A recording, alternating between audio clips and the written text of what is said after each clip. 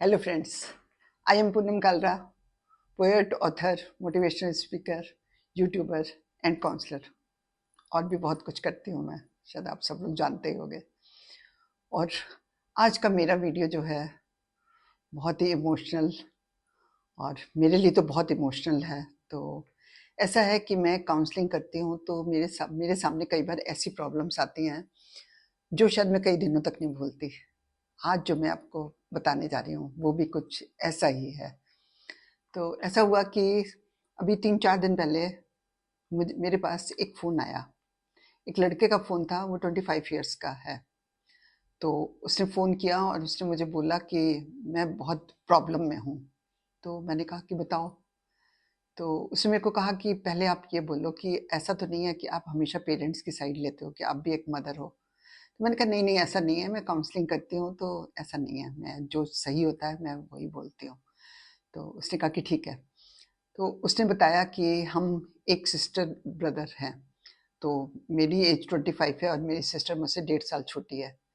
तो उसने कहा कि ऐसा है कि हमारे पापा, मम्मी तो ऐसा कुछ नहीं बोलती हैं, लेकिन पापा हमारे जब भी हमारी कोई उनकी मर्जी के खिलाफ कोई काम होता था ना, तो वो हमेशा कहते थे कि अगर तुम ऐसा नहीं करोगे तो मैं सुसाइड कर लूँगा।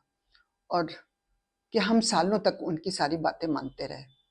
उसने बताया कि मेरी आवाज़ बहुत अच्छी है, मैं गाता बहुत अच्छा हूँ और मैं सिंगर बनना चाहता था। और मैं मतलब सिंगर के सिवा कुछ बनना ही नहीं चाहता था। लेकिन मेरे पापा ने मुझे सिंगर नहीं बनने दिया। उन्होंने कहा नहीं, तू इंजीनियरिंग करेगा और फिर एमबीए करेगा।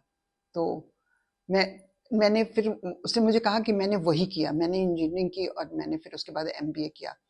और उसने फिर बताया कि मेरी सिस्टर इंजीनियरिंग करना चाहती थी और एमबीए करना चाहती थी, कि जो मैंने किया वो मेरी सिस्टर करना चाहती थी। तो मेरी सिस्टर के लिए मेरे पापा ने कहा कि नहीं नहीं, लड़कियों के लिए तो स्कूल की टीचिंग लाइन सबसे अच्छी है, कि वो बीए करेगी और उसके बाद बीएड करेगी और स्कूल में जॉब करेगी। तो हम लोग कभी भी कुछ भी कहते थे ना कि नहीं हम ये नहीं करेंगे या हम ये नहीं करेंगे, कुछ जो भी किसी चीज के लिए भी मना करते थे, तो वो हमेशा कहते थे कि मैं सुसाइड कर लूंगा। और हम लोग हमेशा डर जाते थे। उसने कहा कि हम हमेशा डर जाते थे, मैं और मेरी सिस्टर दोनों। और हम हमेशा पापा के हिसाब से काम करते रहे और मम्मी की कुछ चलती नहीं थी। और तो फिर उसके बाद हुआ कि कहता है कि मतलब पूरी लाइफ हमारी ऐसे ही निकली है उनके डर के नीचे। मतलब अगर कुछ भी हमने मना किया तो कहते थे मैं सुसाइड कर लूंगा अगर ये बात नहीं मानोगे तो, ऐसा नहीं करोगे तो कहता है कि हमारी जिंदगी ऐसे ही निकलती रही। कहता है अभी 4-5 दिन पहले की बात है कि मेरे पापा ने मुझे कहा कि मैंने तेरे लिए लड़की देख लिया और तू शादी उसके साथ करेगा। तो कहते हैं कि मुझे पता नहीं क्या हुआ, मैंने उनको एकदम से कहा कि मैं शादी उसके साथ नहीं करूंगा, कि मेरा अफेयर है किसी लड़की के साथ। और उसने कहा कि वो हमारी कास्ट की है और अच्छी पढ़ी लिखी लड़की है और अच्छी है, सुंदर भी है, सब कुछ है, तो मैं शादी उसके साथ करूंगा। तो उन्होंने कहा कि नहीं, मैंने तो उनको जुबान दे दी है कि तेरी शादी उसके साथ होगी, तो अगर तू नहीं करेगा तो मैं तो सुसाइड कर लूंगा। तो ये लड़का कहता है कि मुझे पता नहीं क्या हुआ, मतलब मैं इतना थक चुका था इस सेंटेंस से कि मैं सुसाइड कर लूंगा। कहते कि उन्होंने जब ये कहा तो मैंने, कहता है मेरे मुंह से एकदम से निकला कि मैं सारी जिंदगी से सुसाइड कर रहा हूं, आज आप कर ही लो एक बार। कहता मुझे पता नहीं क्या हुआ, मैं मतलब रोक ही नहीं पाया अपने आप को। और कहता है उसके बाद मतलब वो एकदम चुप हो गए, क्योंकि उन्होंने कभी ऐसा सुना ही नहीं था, मैंने कभी ऐसे बोला ही नहीं था। तो अब उसने कहा कि अब मुझे समझ नहीं आ रहा कि मुझे क्या करना चाहिए। तो मैंने कहा कि आप बताओ कि आपको आपका क्या मन है। उसने कहा कि मैं तो उस लड़की से शादी नहीं करूंगा जिससे पापा कह रहे हैं, और मैं तो उसी लड़की से शादी करूंगा जिससे मेरा अफेयर है। तो मैंने कहा कि ठीक है, ठीक है, कर लो, आप बोल दो, मम्मी को बोल दो और पापा को बोल दो। अब वो इतना परेशान है इस समय कि मतलब उसने कह तो दिया अपने पापा को, लेकिन वो बहुत ही परेशान है। बस मैंने जो ये प्रॉब्लम देखी ना सारी, मैं सच में मैं भी बिल्कुल बहुत ही इमोशनल हो गई उस समय उसके सुनने से। और वो अभी भी डरा हुआ है। मतलब फिर मैंने उसको बोला कि तुम सबसे पहले तो अपने में कॉन्फिडेंस लाओ, कि अगर तुम्हें उस लड़की से शादी करनी है तो तुमने तो बोल ही दिया पापा को, तो तुम उस लड़की से शादी करने के लिए तैयार हो, तो तुम शादी उसी लड़की से करोगे। अब जब तुमने बोल भी दिया, सब कुछ हो गया, तो मतलब तुम अपनी लाइफ को ऐसे खराब थोड़ी कर सकते हो। नहीं नहीं, तुम ऐसे नहीं करोगे, तुम शादी उसी लड़की से करोगे जिससे तुम्हारा अफेयर है।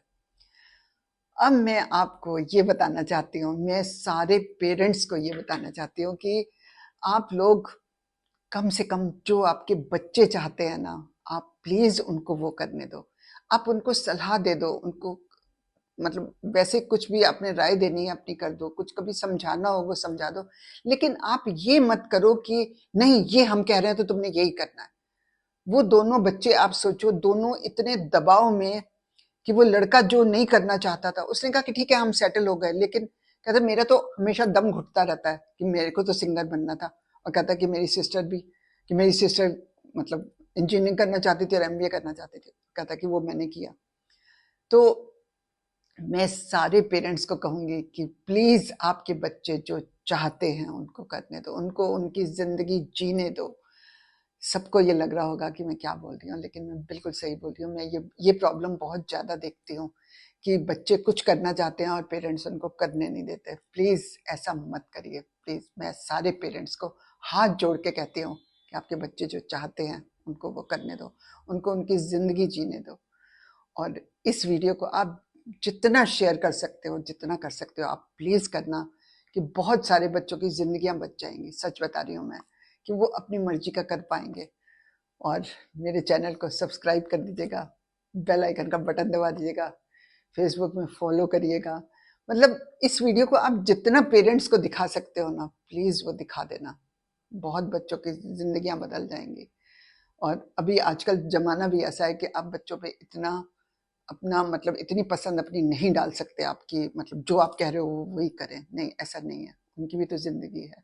प्लीज बच्चों पे रहम खाइए, और जो बच्चे कहते हैं सारे पेरेंट्स प्लीज वही करिए जो आपके बच्चे चाहते हैं बनना। क्योंकि जब जो कुछ वो चाहते हैं अगर वो बन गए ना, तो उससे ज्यादा उनको आप खुशी नहीं दे सकते हो। बच्चे को सबसे ज्यादा खुशी की यही बात होती है कि वो जो बनना चाहता है, जो करना चाहता है, उसे करने को मौका मिले। ओके, ज्यादा से ज्यादा इसको दिखाने के लोगों को दिखाने की कोशिश करिएगा जरूर। इससे बच्चों की बहुत हेल्प होगी। Okay, bye.